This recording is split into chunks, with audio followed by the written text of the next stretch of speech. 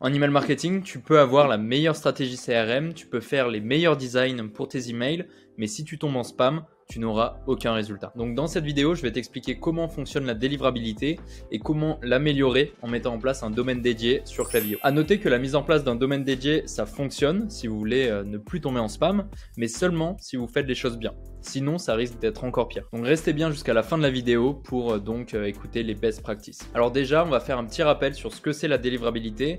Et si tu es déjà au point là-dessus, n'hésite pas à skipper, on va mettre le timer ici.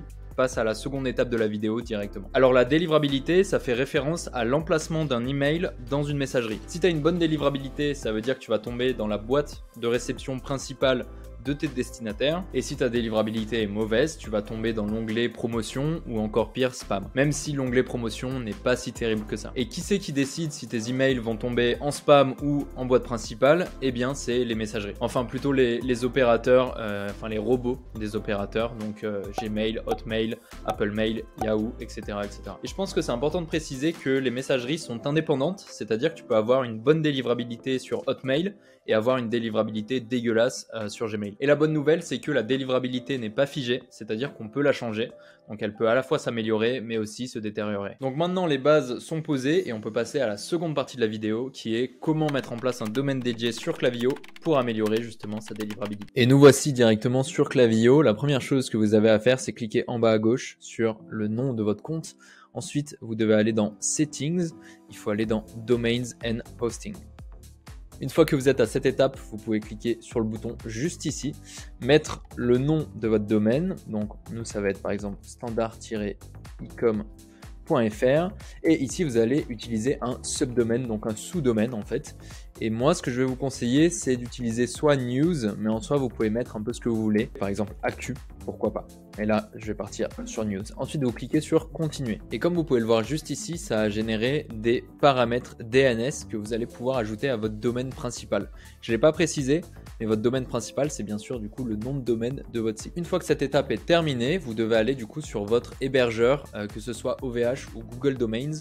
Moi, du coup, je vais aller sur Google Domains. OVH, c'est quasiment pareil, mais bon, je vais vous montrer du coup pour ce cas-là. Il faut aller donc sur votre compte, aller ensuite sur DNS. Sur OVH, encore une fois, ce sera pareil. Il faut aller dans les paramètres DNS. Et l'idée, c'est tout simplement d'ajouter les paramètres DNS que nous a donc fourni Klaviyo. Pour ça, je vais sur Google Domains, cliquer sur Gérer les enregistrements personnalisés et je vais pouvoir créer les enregistrements. Donc, je vais créer le premier. Je vais revenir ici. CNAME, donc ça va être le news. Je vais le mettre juste ici. Le type, on a dit que c'était CNAME, puisque c'est noté juste là, c'est précisé en fait. Et on a la valeur ici qu'on peut venir copier et qu'on va coller juste ici. Donc là, je vais enlever l'espace. Et en fait, je vais donc créer les 4 entrées DNS. Et une fois que c'est terminé, donc là, comme vous pouvez le voir, j'ai mes 4 entrées DNS qui ont été ajoutées. Attention, la dernière, c'est pas une CNAME, mais c'est bien une valeur, enfin un type texte. Et une fois que c'est fait, vous pouvez cliquer tout simplement sur enregistrer. Et à présent, vous pouvez revenir sur Klaviyo et cliquer sur Verify Records, juste ici. Et bon, moi je ne l'ai pas fait réellement, mais normalement c'est validé. Vous pouvez cliquer, il me semble, il y aura marqué Check the Connection. Vous pouvez cliquer sur Valider et après donc votre nom de domaine sera bien connecté à Klaviyo. Et j'ai oublié de le préciser en début de vidéo, mais l'avantage de cette mise en place de domaine dédié, c'est que maintenant vous allez envoyer les emails via votre domaine et c'est le vôtre. Par contre, avant, en fait, c'était envoyé via les domaines de Klaviyo.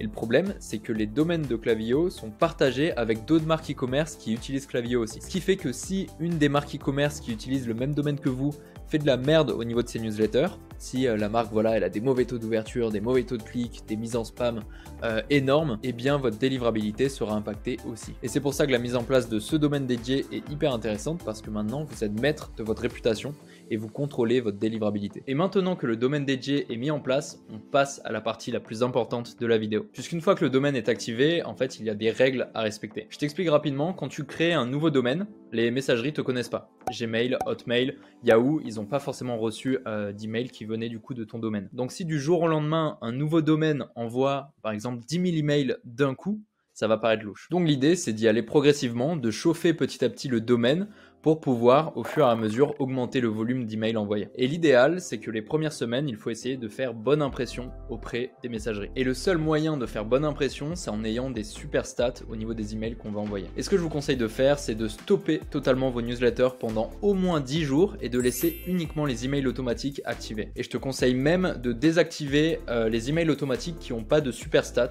Donc par exemple les relances d'anciens clients qui ont un taux d'ouverture qui est assez faible, un taux de clic qui est encore pire, je te conseille de le désactiver pendant au moins 10-15 jours. Et ce qui va se passer, c'est que sur ces 10 jours, tu vas avoir tes emails automatiques qui vont progressivement envoyer des emails un peu tous les jours, donc c'est plutôt pas mal au niveau de la cadence, et le taux d'ouverture, le taux de clic sera assez élevé, par exemple, puisque par exemple ce sera des séquences de bienvenue, des séquences de paniers abandonnés, et généralement ces emails ont d'excellentes stats. Au bout de 10 jours, tu peux réactiver tous tes emails automatiques, et pour cette première newsletter, je te conseille de l'envoyer aux personnes qui ont été actives lors des 20 derniers jours, 20 ou 30 derniers jours. Si tu veux, c'est un segment hyper restreint, mais ça va booster artificiellement tes stats. Donc je te conseille d'envoyer voilà 2-3 newsletters avec ce segment.